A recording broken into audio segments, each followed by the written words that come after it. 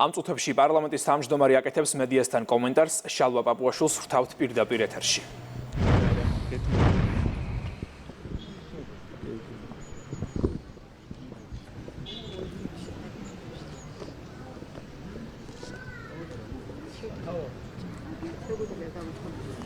Შანა, შეგვიძლია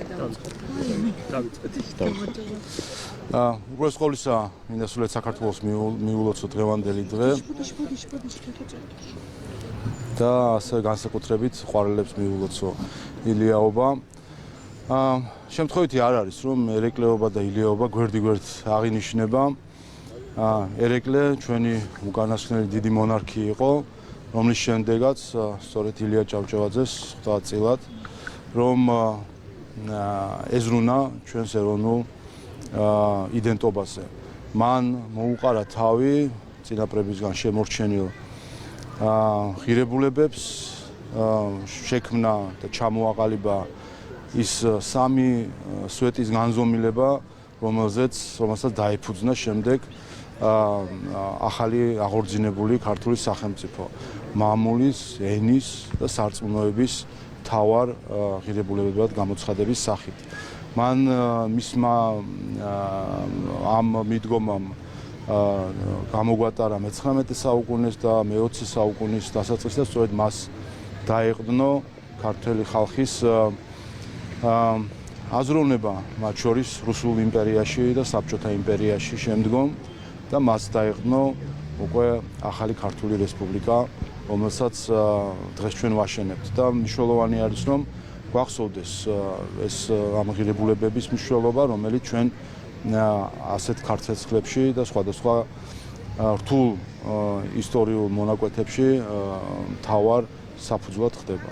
ბატონო შალვა, ქრონიკა მოიპოვა აუდიო ჩანაწერები, სადაც ელინე ხოშტარია და ზურაბ გიჯი ჯაფარიძე საუბრობენ, რომ უცხოეთიდან მიღებული აქვს დავალება ქვეყნიდან გაიტანონ ინფორმაცია, რის საფუძველზეც უნდა მოხდეს შემდგომში სანქცირებულთა სის ფორმირება და ქვეყანაზე გარე ძალების მხრიდან წნეხის გაზრდა, დასტურდება მათი განცხადებებითაც და ეს ინფორმაცია მათ ნამდვილად ჰქონდა. რას ემსახურება თქვენი შეფასება? ნიშნავს თუ არა ეს, რომ თქვენ რაზეც საუბრობდით, დასტურდება ის ინფორმაციები, რაზეც საუბრობდით თქვენ? უპირველეს ყოვლისა ის მუხლები, რომელიც წარდგენილი აქვთ ამ პირებს, იცით რომ პარლამენტის მიერ გაზაფხულზე გატარებული ცვლილებებით მოქცეულია სამშობლოს ღალატის დეფინიციის ქვეშ, რომელიც თავის დროზე სწორედ ნაციონალურ მოძრაობამ გააქრო სისხლისამართლის კოდექსისგან იცოდნენ თავისი მოღალატეობრივი ბუნება, არ უნდათ რომ ხდებოდნენ რომ ადრე თუ გვიან წარდგებოდნენ მართლმსაჯულების წინაშე და სამშობლოს ღალატის მუხლი ექნებოდა წარდგენილი. ასე რომ ეს ჩანაწერები, ეს ბრალიც სწორედ ამას გვაჩვენებს ჩვენ დღისით, მზისით 21 საუკუნეში ვაკვირდებით ჩვენ ადამიანებს, რომელიც ღალატობდნენ საკუთარ სამშობლოს. ისტორიული პარალელების შეიძლება ბევრი გავიხსენოთ და უბრალოდ ერთი უპირატესობა ჩვენ ეპოქას ის აქვს, რომ ფიქსირდება ეს ღალატი, ხედავთ ამას პირდაპირ ეთერში, ხედავთ მათ ქმედებებს და ასეთი მსგავსი ჩანაწერებიც ვფიქრობ ამისი მანიშნებელია. მეორე, ამ ხალხს სინამდვილეში და იმიტომაც უწოდებთ უსამშობლოებს, მათ რო გკითხოთ, მათ გააზრებული არ აქვს სამშობლოს ღალატი. თავი მიაჩნიათ რაღაც კოსმოპოლიტად, მსოფლიო მოქალაქედ. მისთვის ქართული სახელმწიფო და ესტონური სახელმწიფო ერთი და იგივე არის. ის ქართულ სახელმწიფოს, ის ესტონურ სახელმწიფოს თუ ემსახურება ან ჰოლანდიურ სახელმწიფოს თუ ფრანგულს, მისთვის ეს იგივე არის, რაც ემსახუროს ქართულ სახელმწიფოს და ამას ვერაცნობიერებენ. რას ნიშნავს დამოუკიდებლობა და სუვერენიტეტი. მისთვის დაუყარეთ ჩვენ სისხლი, იმისთვის რომ საბჭოთა კავშირისთვის დაგვეღწია თავი, დაუყარეთ იმიტომ და სუვერენიტეტი სწორედ იმას ნიშნავს, რომ ჩვენ ვართ ჩვენ და სხვა არის სხვა. სხვისი სამსახური არ არის შენი ქვეყნის სამსახური. ეს არის მთავარი იდეა, რომელსაც ვერაცნობიერებენ. ეს არის მთავარი იდეა, რომელიც სწორედ ერეკლეს და ილია ჭავჭავაძეს ჰქონდა, რომელსაც ვერაცნობიერებენ ეს ადამიანები. და ეს არის მთავარი პრობლემა სინამდვილეში, როცა ჩვენ საუბრობთ ნაციონალურ მოძრაობაზე, როგორც იდეოლოგიაზე.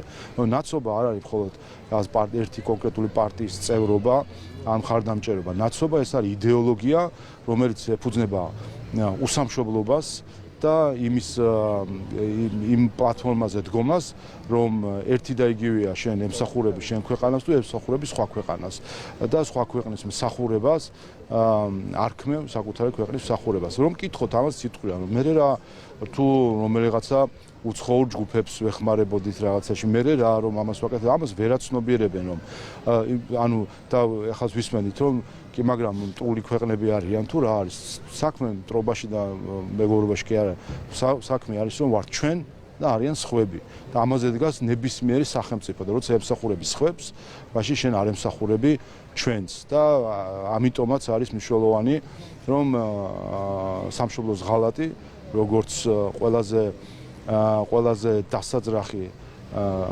ქმედება იყოს ქართული ხალხის მიერ შეფასებული. ბატონო შალვა, ჩანაწერების თემას გავაგრძელებთ.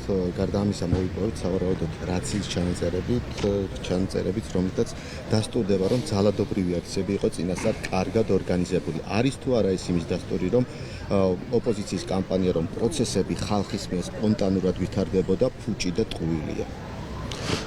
თავისთავად ჩვენ ხედავდით ამას პირდაპირ ეთერში ყველა მოქალაქე ვაკვირდებოდით მათ ქმედებებს გახსოვთ რომ მათ შორის მაშინ ჩატარდა ჩხრეკები პარტიის თუ სხვადასხვა ორგანიზაციის ჯგუფებში ოფისებში სადაც ამოღებული იქნა მოლოტოვის კოქტეილები და სხვა გახსოვთ ახლაც ხო სხედან ციხეში საჯას იხდიან ცეცხლაძე და მსგავსი ტერორისტები რომლებიც პირდაპირ გეგმავდნენ და ინსტრუქციებს გასცემდნენ როგორ უნდა მოაწყონ რაღაც თავდასხმითი თუ ბარიკადები როგორ უნდა მოაწყონ, თავდასხმა როგორ უნდა განახორციელონ, როგორ უნდა კოორდინირდნენ, ჯგუფები ჩამოაყალიბოს და ყველა ეს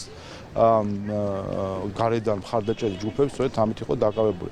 ჩვენ ამას ხედავთ პირდაპირ პარლამენტის შენობაზე, როგორ მიდიოდა შტურმი, როგორ სცადეს პარლამენტის გადაწვა 90-იანი წლებიდან პირველად ქუჩაში დაგვიდგეს ფაქტობრივად ვირტუალური ომი და პარლამენტის დაწვის მცდელობა 30 წლის თავზე, 35 წლის თავზე სცადეს პარლამენტის ხელახლა გადაწვა და ამას ტაშს უკრავენ დღესაც ზოგიერთი უცხოელები. გახსოვთ თქვენ რომ ამ ძალადობრივი აქციის ფოტოებს ტირაჟირებს, მათ შორის ევროკავშირის საელჩო სხვადასხვა ღონისძიებებზე ფოტოებს, სადაც პირდაპირ ასახული არის ძალადობა და ამ ძალადობას აცხადებენ მისაბაძად. ამიტომ არის რომ დღემდე ევროკავშირის სადაც ვერ დააცდევინა ვერავინ დაგმობა ძალადობისა და პრეზიდენტის სასახლის შტურმისა. ამიტომ ვერ დავაცდევინეთ ვერც ერთხელ ჩვენს შეხვედრებში მათ შორის სხვადასხვა უცხოელებთან, იმიტომ ვიციან რა მომენტშიც დაგმობენ ძალადობას, დაგმობენ საკუთარ ქმედებებს და იციან რომ ამ მხრივ ძალიან ასე ვთქვათ ჩიხში არიან მოქცეული ძალადობასთან დაკავშირებით. ბატონო შალვა, გაიმართება თუ არა მსჯელობა პარლამენტში ევროკომისიის ანგარიშის შესახებ და შესაძლოა თუ არა რომ პარლამენტმა განცხადება ან რეზოლუცია მოამზადოს ამ საკითხზე. ნახოთ ჩვენ მთავარი ერთი რამეა რომ რაც შეეხება ამ შეფასების დოკუმენტს. ჩვენი მთავარი შეფასებელი არის ქართველი ხალხი. ქართულ ხელისუფლებას აფასებს ქართველი ხალხი და ასეთი პრეტენზია რომ საქართველოს შეფასებისა გვახსოვს ვის ქონდა საბჭოთა მოსკოვს რომელიც ხან ხუთწლედის გეგმებით ხუთწლედებს გვისახავდა და ხან რა გეგმებს და ხან რა გეგმებს ეხლა ხან 5 პუნქტს გვეუბნებიან და ხან რა გეგმებს გვისახავენ ყველამ უნდა გააცნობიეროს რომ თავარი პრინციპი, რაზეც დაფუძნებულია წესებზე დაფუძნებული საერთაშორისო წესრიგი, ეს არის სხვა ხალხების სუვერენიტეტის პატივისცემა. და ის დამრიგებლური ტონი, რომლითაც ზოგიერთი ევროკომისარი ბედავს ქართულ ხალხთან საუბარს, არის მიუღებელი, როდესაც ზოგიერთ პოსტსაბჭოთა პოლიტიკოს აქვს პრეტენზია ისაუბროს ქართველი ხალხის სახელით. ესტონეთის არჩეული ადამიანი თუ სხვა ქვეყნის არჩეული ადამიანი გველაპარაკება ჩვენ ქართველების სახელით. ამაზე დიდი ცინიზმი და დამოუკიდებლობის უპატივცემლობა რა შეიძლება იყოს. ამიტომ ჩვენ რა თქმა უნდა ჩვენი შეფასებები გვაქვს ბრიუსელთან დაკავშირებით, ამაზე ხმამაღლა ვსაუბრობთ და ამაზე კიდევ უფრო ბევრს ვისაუბრებთ, ვინაიდან რახან ბრიუსელმა გადაწყვიტა ასეთი კონფრონტაციული ტონი ქართველ ხალხისთვის კურატორის და მეურვის როლის შეთავსება ქართული ხალხისგანაც მოისმენენ ძალიან დასაბუთებულ შეფასებას მათი საქმიანობის და იმის შეფასებას, რომ ბრიუსელი დღეს აცდა სრულად ევროპულ ღირებულებებს და პირდაპირ გზით მიექანება საბჭოთა უკან საბჭოთა კავშირისგან.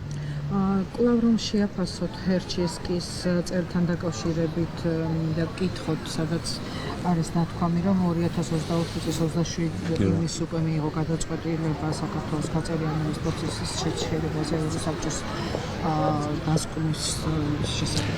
დიახ, ეს კიდევ ერთი დასტური არის, თუ რა პოლიტიკური ენერგია და ფული იხარჯება საქართველოში ცრუ ნარატივების დასამკვიდრებლად. და ერთ-ერთი ასეთი ცრუ ნარატივი იყო თითქოს საქართველოს მთავრობამ შეაჩერა ევროკავშირთან ინტეგრაციის პროცესი. და ამ წერილმაც თავად უკვე დაადასტურა და ეს არის საკუთარი თავის მხილება ბრიუსელის მხრიდან, რომ სინამდვილეში ეს პროცესი შეაჩერა 2024 წლის ივნისში თავად ბრიუსელმა იმის გამო, რომ საქართველოს მოსახლეობა მოითხოვა ბრიუსელის მხრიდან მისი ფინანსების საქართველოში დახარჯული თანხების გასაჯაროება. ვერ გვაპატიეს ქართველებს, რომ როგორ გავბედეთ, რომ ჩვენ ქვეყანაში ბრიუსელი ფულს ხარჯავს, ევროკავშირის საელჩო ფულს ხარჯავს და როგორ გავბედეთ ქართველებმა, რომ მოვიკითხეთ, რომ იქნებ გითხრათ, აბა რაში ხარჯავთ ფულს, რა მიზნებს ემსახურება ამ ფულის ხარჯვა და ეს ვერ გვაპატიეს, რომ ქართველებმა ჩვენს ქვეყანაში მოვიკითხეთ, რაში იხარჯება ფული.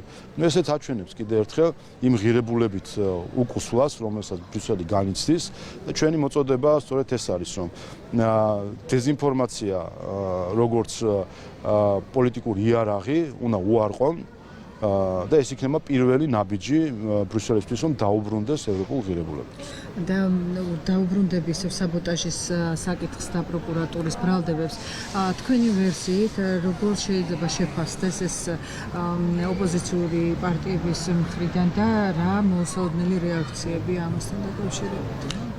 კიდევ ერთხელ ჩვენ პროკურატურას სასამართლოს უნდა ვადევნოთ თვალყური, რა მტკიცებულებები იქნება, სასამართლო რა გადაწყვეტილებებს მიიღებს, ვინმეს თუ რაიმე პრეტენზია აქვს მართლმსაჯულებასთან, იმდინარე პროცესთან თუ როცა იქნება სასამართლო განაჩენი მის მიმართ ვინმეს რამე პრეტენზია თუ ექნება, აგერ არის სტრასბურგის სასამართლო მიმართონ და ეცადონ საკუთარი სიმართლის დამტკიცება. გამოცდილება გვაჩვენებს, რომ ყველა ვინც თავს ესხმის ქართულ მართლმსაჯულებას საბოლოო ჯამში მარცხდება სტრასბურგში. ასე დამარცხდნენ ის ელჩები, რომლებიც ცრუ დემარშით მივიდნენ თავის დროზე იუსტიციის მინისტრთან სააკაშვილის ვითომ სიკვდილისპირას ყოფნასთან დაკავშირებით და რამდენიმე კვირაში სტრასბურგმა ამხილა ევროკავშირის ელჩის ხელმძღვანელობით ყველა სხვა დანარჩენი ელჩი თუ ქვეყანა ამხილა ცრუ დემარშზე, ვინაიდან სტრასბურგმა განაცხადა, რომ არაფერი არ სჭირს სააკაშვილს ისეთი, რომ საჭირო იყოს მისი სადმე გადაყვანა სხვა ქვეყანაში.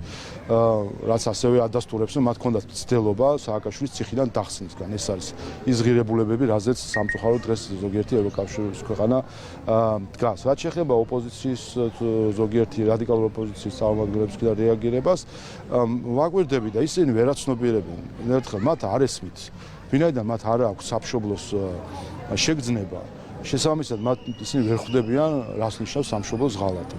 ისინი ფიქრობენ, როგორც უსამშობლოები და რაღაც კოსმოპოლიტები და მსოფლიო მოქალაქეები ფიქრობენ, რომ თუ კი ისინი რასა იუკნევიჩიანეს დაეხმარებიან საქართველოს ხელისუფლების წინააღმდეგ, ისინი რაღაცა საერთო საქმეში არიან ჩართულები. თუ კი ისინი ვიღაცებს დაეხმარებიან საქართველოს დასჯაში, სანქციების დაწესებაში, რომ ეს რაღაც საერთო ღირებულებებს ემსახურება. ეს რა თქმა უნდა ოპოზიციაში არიან პირდაპირ აგენტები, რომელმაც ამას განზრახ აკეთებენ, მაგრამ ასევე არიან მიამიტები, რომლებსაც ასეთი პრიმიტიული ტყუილით აბრუებენ და მე ვხედავთ ყოველ ჯერზე, რომ ყველა ძალიან ცივი გონებით ფიქრობს მხოლოდ საკუთარ ქვეყანაზე და აქედან ამოდის. და ესეც მნიშვნელოვანი საკითხია, რომ ოპოზიციის ეს ნაწილი ვერაცნობიერებს რა არის სამშობლო, ვერ მიჯნავს ჩვენსა და სხვას და შესაბამისად მოქმედ ინფორმაციის მიწოდების შესახებაც. დიახ, ეს სინამდვილეში ეს არის, ხო? მეხუთე კოლონა ზუსტად ამას ნიშნავს, ოდესაც შენ ქვეყანაში შენი მოქალაქე, ამგვარი რადიკალი ოპოზიციონერები მუშაობენ სხვა ქვეყნებზე ემსახურებიან სხვა ქვეყნების ინტერესებს და ლოიალური არიან არა საკუთარი სამშობლოს, არამედ სხვა ქვეყნების მიმართ. მადლობა.